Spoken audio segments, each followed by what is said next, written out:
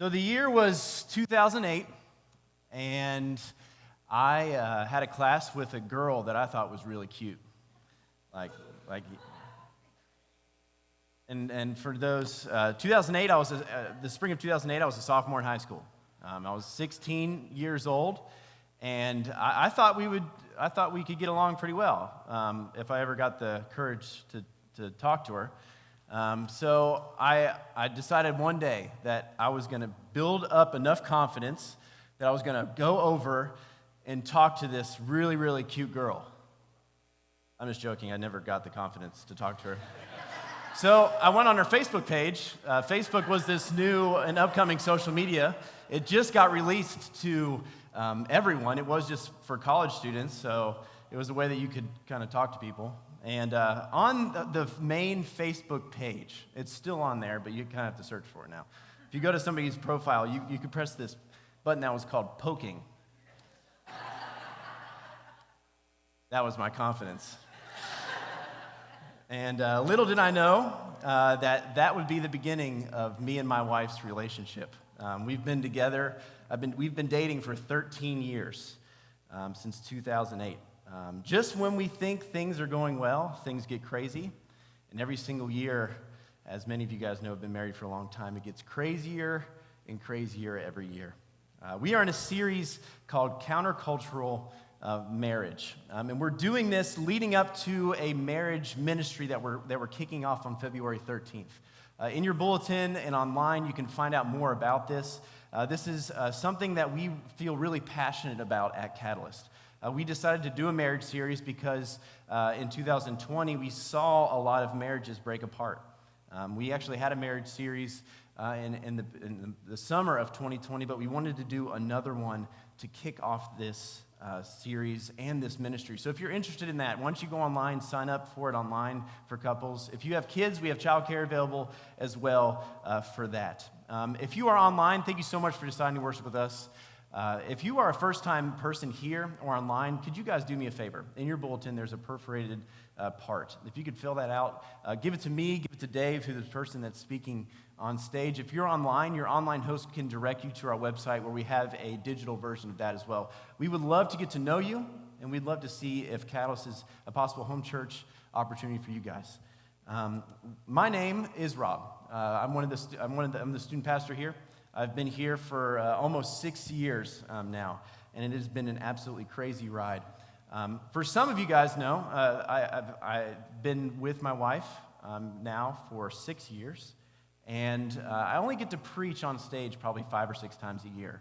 And every single time I kind of give a little story of our marriage. So for those who have been around for a long time, kind of know our relationship and some of the stories that we've been going through over the past little while. But I want to get this out of the way now. Kaylee's and I relationship is not perfect. It's not perfect whatsoever.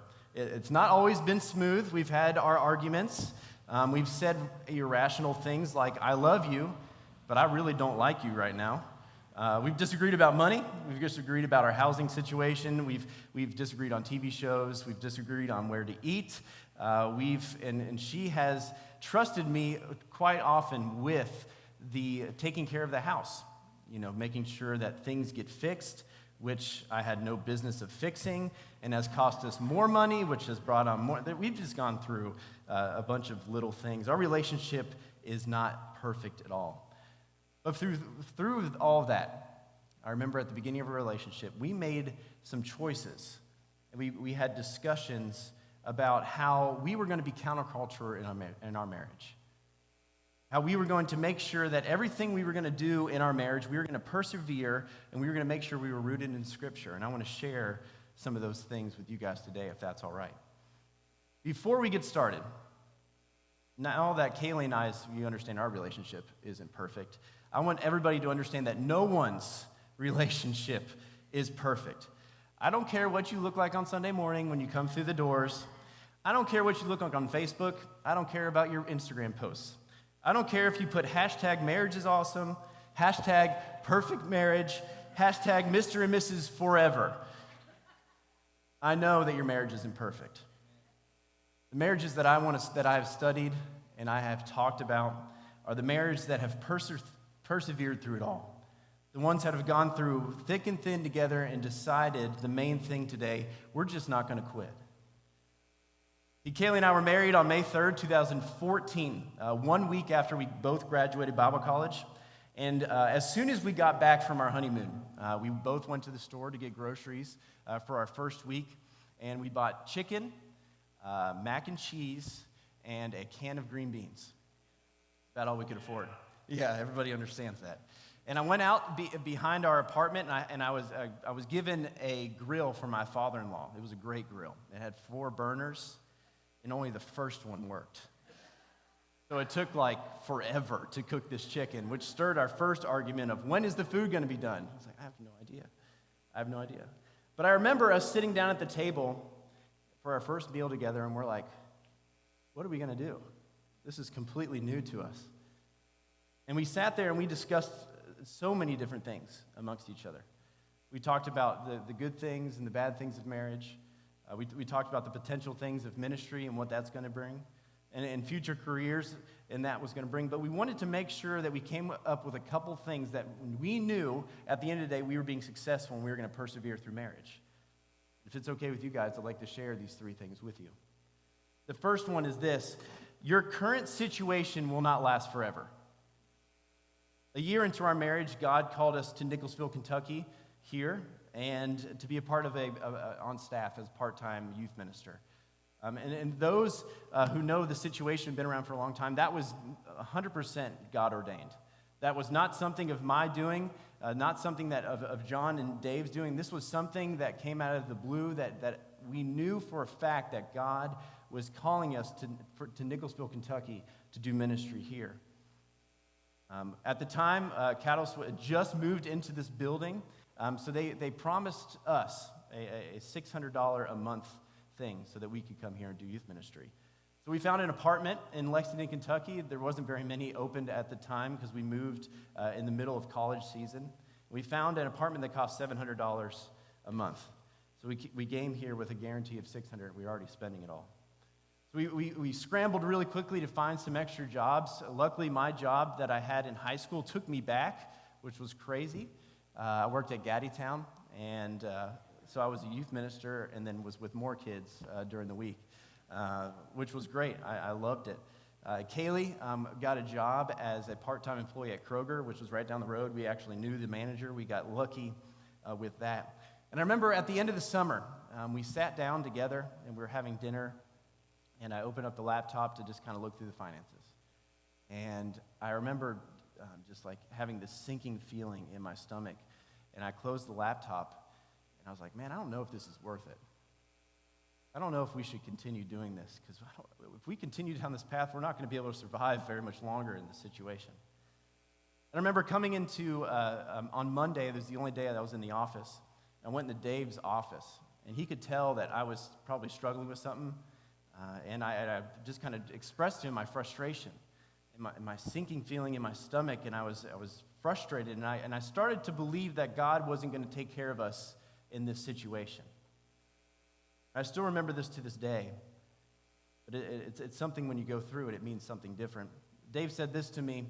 He said, stay faithful to what God has given you, and he will provide. He mentioned that one of the great signs of leadership is God gives you something small to be faithful with. And once you choose and you show that you are faithful to something so small, he might give you something bigger in return. Stay faithful, he'll provide. Ecclesiastes 3:1-8 says this: there is a time for everything, and a season for every activity under the heavens, a time to be born and a time to die, time to plant and a time to uproot, a time to kill and a time to heal, a time to tear down and a time to build, a time to weep and a time to laugh, a time to mourn and a time to dance, a time to scatter stones and a time to gather them, a time to embrace and a time to refrain from embracing, a time to search and a time to give up, a time to keep and a time to throw away, a time to tear and a time to mend, a time to be silent and a time to speak, a time to love and a time to hate, a time for war, a time for peace. Everything has a season in our life. On one hand, it's a sobering reminder that nothing lasts forever. But it's also so encouraging to know that in difficult times, it's inevitably going to be followed with a time of peace in your life. I've witnessed so many people in our life and in our church stay faithful and move past the time that they're currently in. Don't allow this small little rock in the road that might seem like a boulder at the time stop you from going forward from what God is telling you to be faithful to. Never, never, never stop. I remember a year after we were in that current situation with our apartment, we didn't think that we were going to make it through. God blessed us with something bigger to take care of. We were able to purchase our first home here in Nicholasville, and we were so excited. We also learned that there's a thing called closing costs in that situation, which kind of destroyed our bank account in the process. So we're kind of tight for a little bit, but we were excited because we had this new home. We had this new opportunity to stay faithful to what God had blessed us with.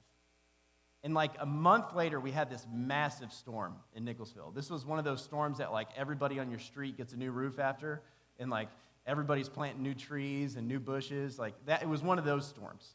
And I come home for lunch, and there is water pouring into our dining room, just flooding our dining room completely. And I come into the office, and I'm just frustrated. I'm going on this rant about how terrible owning a house is and how I have to fix it and I have to pay for it and all these terrible things. And Dave and John look at each other and just start busting out laughing. And Dave smacks me on the back of the head, or the back, I don't know, he just smacked me. And he said, "Every house has one. You're just lucky you found it earlier." I didn't find that very funny. Until our friends, Lisa and Ian Sayre, who are part of our church, Ian's doing sound today, they bought their first house a year after we did. And a couple months after they went through that, they had a big incident like we did. And I did the same thing to them, where I smacked them in the back and started laughing at them. I felt a little bit better after that. Things happen. Things break. Money gets tight. Conversations go south. Family drama happens. COVID-19 happens. Change of job happens. Things in life happen. But if you make the decision now to understand that everything has a season, it's a lot easier to persevere in the long run. Year 3 of our marriage, Kaylee and I learned something about our relationship that 1 in 4 couples are either currently going through or go through in their life. We learned that Kaylee and I were going to have a very, very difficult time having kids. Maybe we weren't able to have kids at all.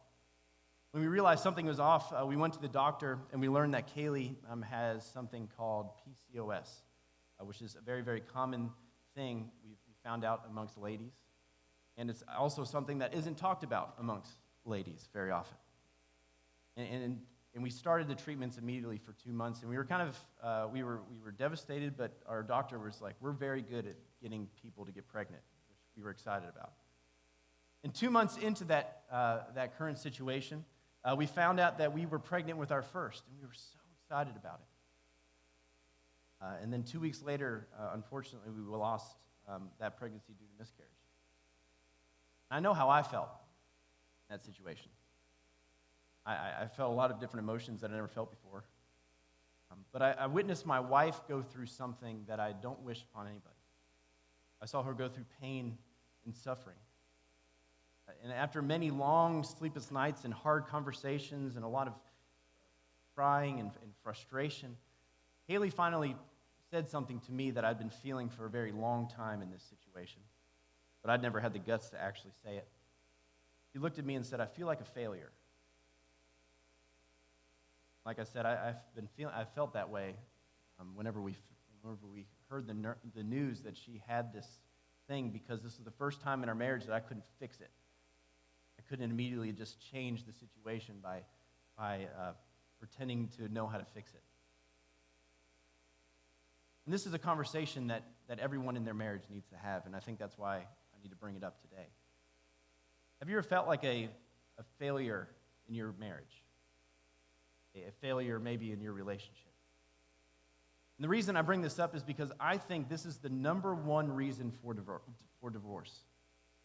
Now, there are other reasons that the final reason of why people get a divorce, but I think this is at the core of the reasons why people end up splitting in the long run, is that it starts with them feeling like they are a failure in their marriage, and they go to look for something else to fill that void.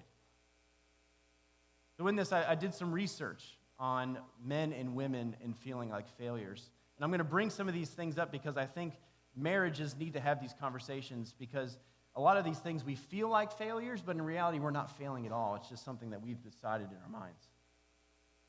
For men, we're going to talk about us first, guys.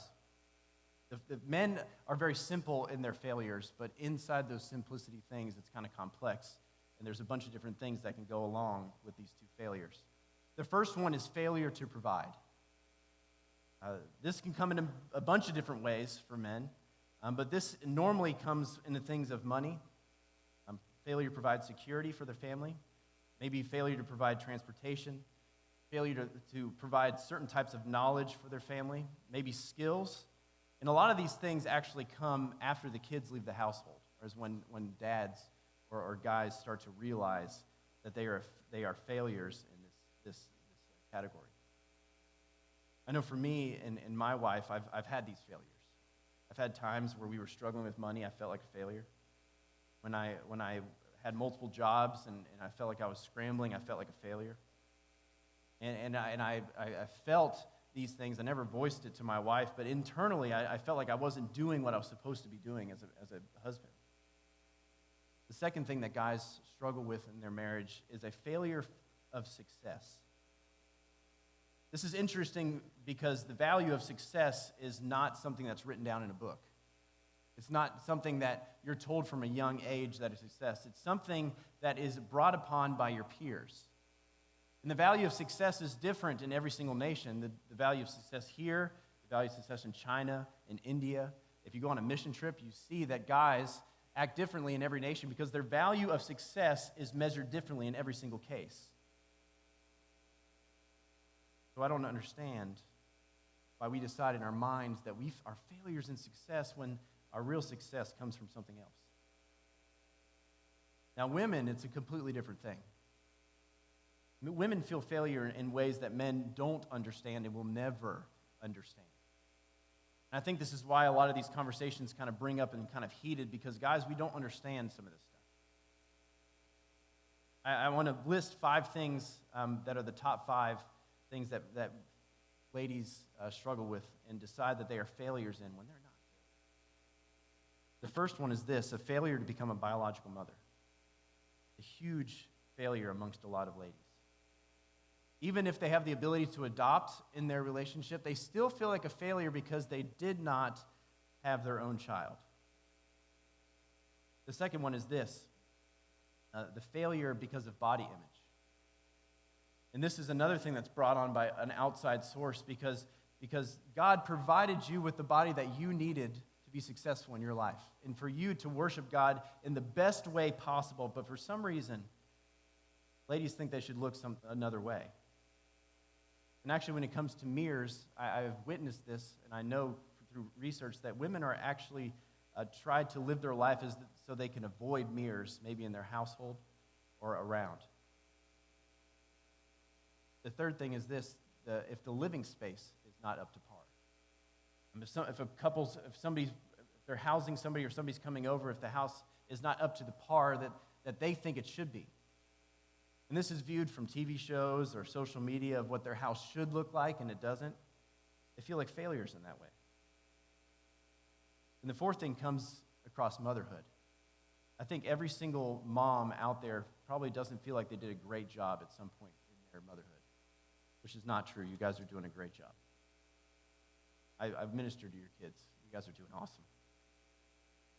But these are things that are comparisons to other mothers out there. And I know because I've witnessed this firsthand. You know, not being able to breastfeed as long as possible. Your kid isn't sleeping, or maybe not as long as your friend's kid. Your kid's not eating in the rapid pace that they should, or probably can't handle certain foods. Your kid's not walking fast enough, not talking fast enough, not pooping as many times as the other kid down the street. I've heard it. It's there. Dave's laughing because he's heard it too.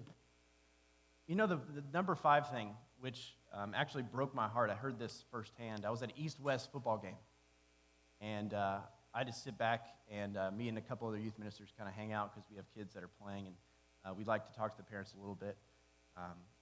But I overheard a mother talk to some of her friends about this situation, and it made me sick to my stomach. She went through pregnancy, and whenever it came time to have her child, she had an emergency C-section. It's a very common thing amongst births. And she felt like a failure because she didn't have her kid the natural way. And I knew her kid. Her kid was twice my size and playing linebacker on the East-West game. I think he's doing all right. But women feel a failure because of these things. We need to understand this because these things can start a cycle within our marriage that we don't understand. It can start where the wife feels like a failure and the guy feels like a failure because he can't fix it immediately. And then the woman feels like she's a failure because she can't please her spouse in the way and immediately fix him. And then because of that, they go back and forth in frustration because the guy thinks the woman's mad at her, and the woman thinks the man's mad at her, and then they're arguing about something that they probably shouldn't have started in the first place. All of this started because of comparison in our life. And comparison kills the joy in every situation. But I want you guys to understand something that me and my wife talked about often, but it's hard until you're actually in that situation. Second thing is this: your worth is found in Jesus, not in what you can independently produce. I need you guys to understand this. Your worth is found in Jesus, not in what you can independently produce. Romans 8:1 says this: therefore there is no condemnation for those who are in Christ Jesus. Condemnation means the expression of very strong disapproval. You have no condemnation if you are in Christ Jesus. We need to make sure we're not finding our worth in things that other people are doing, but we find our worth in Jesus first in our marriages. We have no reason to believe that our Creator is disappointed at us at any time in our life because it says we have no condemnation. If we want to preserve our marriage, if we want to persevere in our marriage, we have no reason to believe that our spouse or anybody is going to be disapproval of us in any way because our worth is found in Jesus and not what our neighbors are doing. If you guys are married now, there's no reason to show off anymore. I spent 6 years trying to show off to Kaylee to get her to marry me. And when I try to show off now, I just throw out my back. Our worth is found in Jesus, not the success of our world. We need to make sure that if you feel like a failure in your marriage, have a conversation with your spouse. You need to have that conversation with your spouse. Because I promise you, you're not a failure. You're not a failure in your marriage. You guys are doing really well. The third thing is this, and is also our main thing, is don't quit. In everything, don't quit. But this only works if both parties understand this. This only works if both of you guys come together in your marriage and you say, we are not going to quit. A lot of marriages end because they think the other person is disapproving of them. Or a lot of marriages end because there's a lot of distrust in the marriage because they both did not come together and say, we are not going to quit. I'm going to tell you guys, when things get crappy in your marriage, just don't quit. When you feel like you failed in your marriage, don't quit. When your plan didn't go as you thought it would, man, don't quit. Outlast it. You both come together and commit, then you will persevere every single time. I'm going to ask the band to come back up. All three of these things Kaylee and I talked about at the beginning of our marriage, back in 2014. Probably within the first 3 months of marriage, we came across these 3 different things in our marriage, and we've done our best to live by these for the past 7 years. But I want to tell you guys this. It's one thing to know these 3 things in marriage, but feels a lot better whenever you live through them. When you're in that current situation and you say, look, it stinks right now, but we're going to persevere through it. Or whenever you feel like a failure in marriage and you say, look, my failure doesn't really matter because my worth's in Jesus, and I'm going to persevere this current situation, and we're going to just not quit together. The coolest thing, if you guys come together and you decide you are not going to quit, the stress of your life just comes off of your shoulders because you don't have to worry about the other person all the time. You guys are apart, you don't have to worry about the other person because you know that person's not going to quit. Whenever you make a decision in your marriage or your job, you know that person is going to stick with you through the thick and thin because you know they're not going to quit.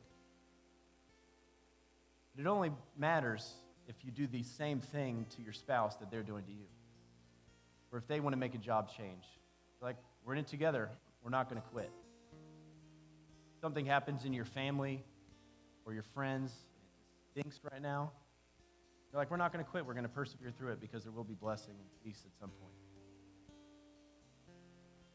We need to remember our worth is found in Jesus Christ. And we need to remember if you don't like your current situation, just wait it out. I promise it will get better eventually. But above all else, you need to remember, just don't quit. Dear Heavenly Father, I just want to thank you so much for today. Thank you so much for all the incredible marriages out here and their awesome kids that I've got to minister to over the past 6 years. God, if there's anyone in this room that feels like a failure in your marriage, I pray that you show that their worth is found in you and not in the things that they're thinking about. God, I pray today as we leave this worship space that a great conversation have come about so that marriages can become stronger. God, I want to pray for our marriage ministry that's going to start in 2 weeks. That so many people and so many marriages are benefited from the ministry that is starting. God, thank you so much. Thank you for not quitting on us and showing us that example. Your son Jesus dying on the cross for us. God, you are good. I ask this all in your son's name.